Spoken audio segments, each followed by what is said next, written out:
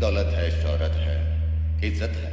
चट देनी मार देली खींच के तमाचा ही हंस देले। चट देनी मार देली खींच के तमाचा ही हंस देले।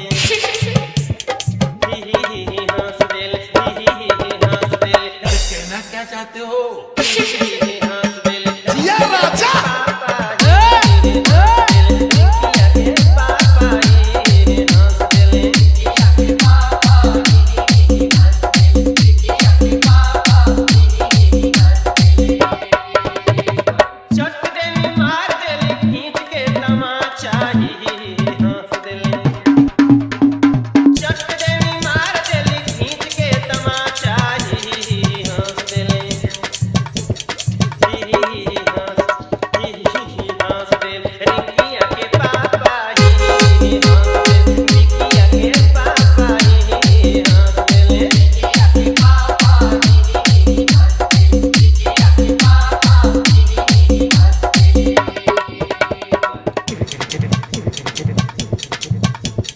अबे जल्दी बोल, कल सुबह पनवेल निकलना है, पनवेल निकलना है। ये बाबूराव का स्टाइल है।